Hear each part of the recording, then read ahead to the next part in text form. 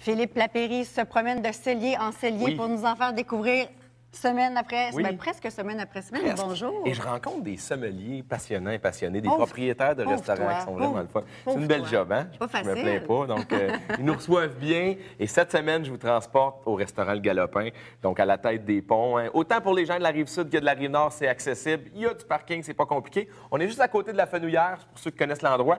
Cette année, Claude, Le Galopin va fêter ses 22 ans d'histoire. Regarde la salle à manger, c'est de toute beauté. Année après année, ils investissent, ils se renouvellent dans tout ça. C'est Sylvain Boudreau qui avait fondé ce restaurant-là. Il est toujours là, Sylvain, 22 ans plus tard. Ils ont un très bon sommelier. Je ne veux pas être chauvin, mais c'est un de mes anciens étudiants dont je suis très fier. Il est juste là, Jérôme Labadie, un jeune homme qui est là depuis 10 ans. D'ailleurs, les employés restent longtemps.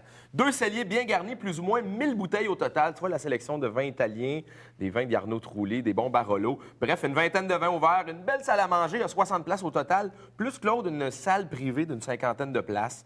Bref, c'est une cuisine d'inspiration française et contemporaine. Le bar, c'est exceptionnel. Si tu veux être en plein milieu de l'action, te faire faire ou des petits salons comme ça, un petit peu plus privés, te faire faire des tartares devant Valérie, la jeune dame qui est là, qui te fait des tartares devant toi.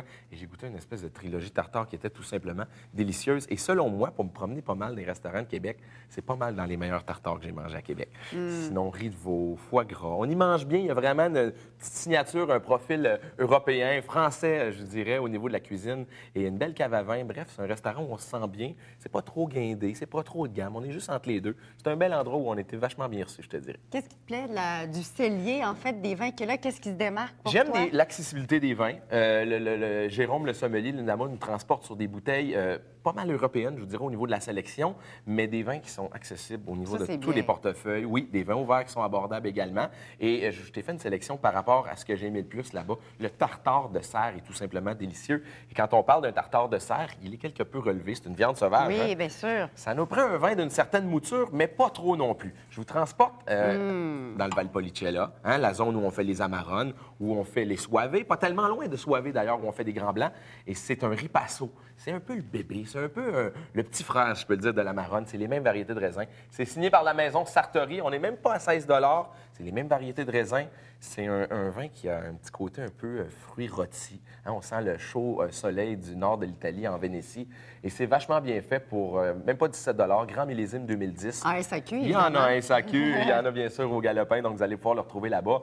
Donc je vous recommande de goûter ça sur une des créations du chef Éric Fortin. Mais sinon, faites-vous suggérer par Jérôme Labadie. Et vous allez voir, c'est qui le Galopin sympathique? Ben c'est Sylvain Boudreau, le propriétaire. Je vous invite à le rencontrer. Une petite note poivrée en fin de Exact. bouche. Les épices, le poivre. Je t'écoute, les hein? fruits. Ah, non, tu dégustes bien de mieux en mieux. Ça sent les fruits rôtis. Puis souvent, ce côté-là, on le retrouve dans les vins qui sont C'est faits en vrai. méthode ripasso ou même en méthode amarone où on laisse sécher les raisins. Ça amène un côté figue, pruneau, un petit peu un côté balsamique qui est fort séduisant. Et gênez-vous pas pour aérer vos vins de la Vénétie. Hein. Les amarones et ripasso ont besoin de passage en carafe pour bien s'exprimer, pour être plus généreux au niveau aromatique.